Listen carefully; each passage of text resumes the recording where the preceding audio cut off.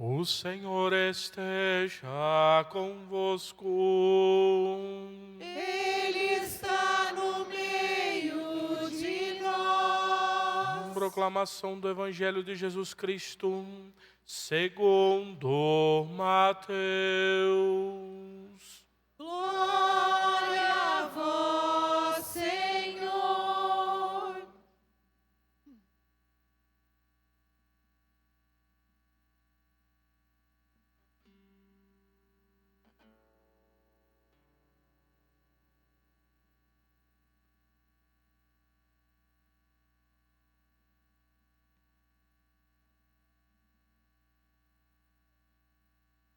Tendo nascido Jesus na cidade de Belém, na Judéia, no tempo do rei Herodes, eis que alguns magos do Oriente chegaram a Jerusalém perguntando: onde está o rei dos judeus que acaba de nascer? Nós vimos a sua estrela no Oriente e viemos adorá-lo. Ao saber disso, o rei Herodes ficou perturbado, assim como toda a cidade de Jerusalém. Reunindo todos os sumos sacerdotes e os mestres da lei, perguntavam-lhes onde o Messias deveria nascer. Eles responderam: em Belém, na Judéia, pois assim foi escrito pelo profeta: e tu, Belém, terra de Judá, de modo algum és a menor entre as principais cidades de Judá, porque de ti sairá um chefe, que vai ser o pastor de Israel, o meu povo. Então Herodes chamou em segredo os magos e procurou saber deles cuidadosamente quando a estrela tinha aparecido. Depois os enviou a Belém, dizendo: ide e procurai e obter informações exatas sobre o menino. E quando o encontrardes, avisai-me, para que também eu vá adorá-lo. Depois que ouviram o rei, eles partiram, e a estrela que tinham visto no Oriente ia diante deles, até parar sobre um lugar onde estava o menino. Ao verem de novo a estrela, os magos sentiram uma alegria muito grande. Quando entraram na casa, viram o menino com Maria, sua mãe. Ajoelharam-se diante dele e o adoraram. Depois abriram seus cofres e lhe ofereceram presentes: ouro, incenso e mirra. Avisados em sonho para não voltar a Herodes, retornaram para sua terra, seguindo outro caminho. Palavra da salvação. Glória a vós, Senhor. Podemos nos sentar um instante, caríssimos irmãos e irmãs. Querida e amada comunidade, hoje celebramos esta solenidade da Epifania do Senhor, esta manifestação, este apresentar-se do Senhor Deus, o menino Deus, Deus que se fez homem no meio de nós como o Salvador de toda a humanidade. Aquele que vem para uma transformação, não aos moldes, e como também nós ainda hoje pensamos e temos de um poder instituído, uma relação humana, seja ela política, qual for, ou de organização social, mas a grande revolução e a salvação que nos é apresentado hoje, que nos é manifestado hoje, recordado hoje com esta solenidade, é a revolução do coração, do espírito e da alma, do nosso pensamento, das nossas atitudes, construindo algo que vai além de uma coisa meramente material, construindo a partir dos nossos relacionamentos, a partir da nossa vivência, a partir do nosso relacionamento pessoal com Deus e vivência com os nossos irmãos e irmãs, construindo e fazendo uma experiência do amor e da misericórdia de Deus. E que a plenitude disto tudo, deste grande projeto para a humanidade, se encontra na cruz, no perdão dos nossos pecados. Aqui vai ser a plenitude, vai ser o ápice posteriormente com a ressurreição do Senhor. Aqui é o momento que nós vemos na Epifania, nesta festa, tanto na primeira leitura, o profeta Isaías, ele já falava: levanta-te, acende as luzes, Jerusalém, porque chegou a tua luz, apareceu sobre ti a glória do Senhor.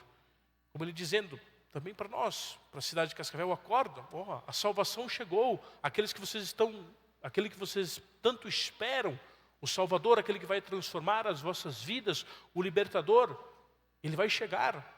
Estejam prontos, com o coração aberto para a adoração.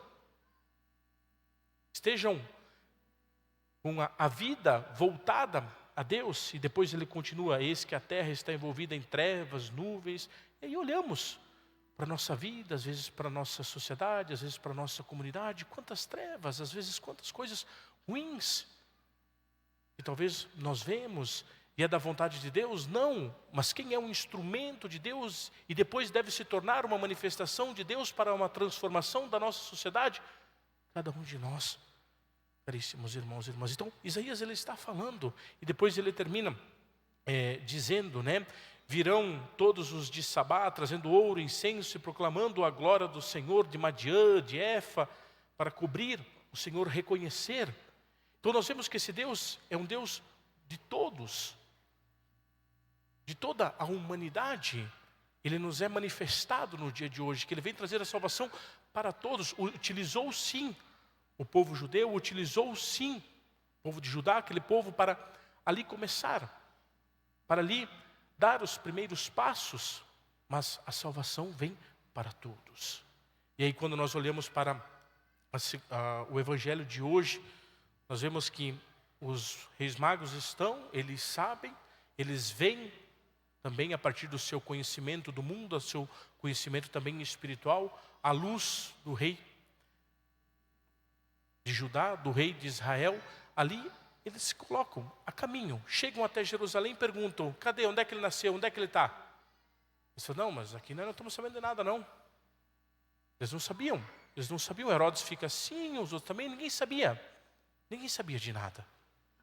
E aquele alvoroço na cidade e tudo mais, Herodes chama as pessoas, chama os mestres da lei, os doutores, tudo, como é que é? Não, se é como eles estão falando, tem que ser em Belém, de Judá, assim, assado.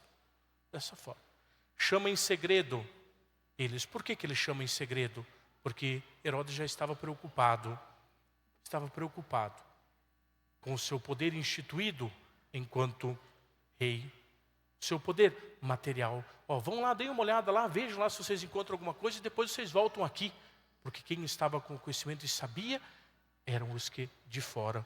Muitas vezes são os de fora que às vezes tem que também avisar a nós. Tem que nos dar um toque dentro da nossa vida, até mesmo dentro da nossa fé. A manifestação de Deus, ela vem de fora para dentro. Nós temos que estar com o coração aberto. E Herodes, ele diz para que ele chama eles em segredo, porque muitos dos judeus, com certeza, que ali estavam em Jerusalém, mas se é como eles estão falando, temos que ver onde é que não é, tudo mais. E ele fica com este medo. E tinham pessoas que talvez estavam ali começando já a entender. Porém, depois eles saem, vão até o menino, e lá eles entregam ouro, incenso e mirra. Ouro demonstrando justamente essa realeza, este Deus, Senhor do universo. O incenso que nós utilizamos agora, aqui, né? Não é somente para a gente fazer as pessoas, às vezes, tossir um pouco, né? Às vezes incomoda um pouquinho, mas o incenso é essa dimensão da divindade. Tudo que nós incensamos, o altar, seja a imagem, até mesmo depois vocês vão ver que incensam o padre, depois incensam também a comunidade, para que tudo aquilo, nessa dimensão da divindade, do que nós vivenciamos na manifestação de Deus em nossa vida, e aquilo que nós colocamos para agradecer, aquilo que nós colocamos enquanto pedidos e enquanto dons, caríssimos irmãos e irmãs, seja tudo elevado a Deus como esta fumaça do incenso que sobe aos céus. Então, esta divindade é um Deus, é um Rei que não é deste mundo, Salvador que não é deste mundo, passa por este mundo, mas para nos conduzir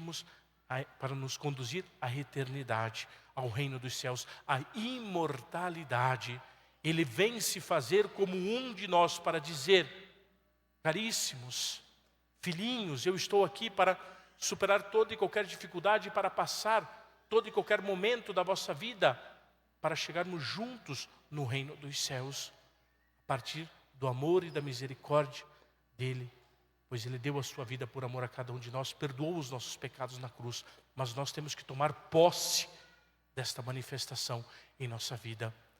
E por fim a mirra, que é justamente que era utilizada para embalsamar os corpos naquela época. né? Ou seja, dizendo que este Salvador, Ele é o Senhor dos vivos e dos mortos. Ele vai vencer a morte. E Ele venceu a morte por amor a cada um de nós. E depois nós olhamos, com o passar do tempo, até mesmo da igreja, nós vemos que o Salmo responsorial, o refrão do Salmo, acaba se cumprindo, está cumprido. As nações de toda a terra hão de adorar-vos, ó Senhor. Hoje, as nações de toda a terra, existem cristãos, existem homens e mulheres que adoram ao Senhor, que reconhecem esta manifestação. Então nós vemos que aqui também Deus continua se manifestando. Vemos o cumprimento da palavra de Deus. E depois, por fim, na segunda leitura, São Paulo vai falar à comunidade dos Efésios, falando também ali aos pagãos: se ao menos soubesseis da graça que Deus me concebeu para realizar o seu plano a vosso respeito, e como por revelação tive conhecimento do mistério. Ou seja, dizendo, este Salvador não é somente dos judeus, é para vocês. Tomem posse também, toda a humanidade tome posse, todos os povos tomem posse dessa graça, deste amor. E o tomar posse dessa graça, desse amor, é viver, é fazer como os reis magos, adorar. E aí eu vos pergunto, e essa pergunta nós temos que levar para dentro da nossa casa, para o nosso dia a dia: como eu estou adorando o Senhor? De que forma eu adoro ao Senhor? É com todo o meu ser, com todas as minhas forças, com todas as minhas palavras, ou com todas as minhas atitudes? Ou às vezes eu faço de conta, às vezes eu venho aqui, celebro, acho que celebro a celebração na missa, faço a minha oraçãozinha pessoal e tudo mais, mas às vezes lá dentro da minha casa a minha vivência não é respeitosa com meu esposo, com a minha esposa, com os meus filhos, com os meus pais. Não me dedico ao cuidado da minha família. Os jovens que aqui estão, não me dedico ao cuidado com, às vezes, os meus estudos. Nós trabalhadores, às vezes, com os nossos trabalhos, não me dedico, não coloco em prática aquilo que eu vivenciei aqui nessa graça visível, que é o sacramento da Eucaristia, e na minha fé rezada dentro do meu coração. A adoração deve ser uma totalidade da nossa vida.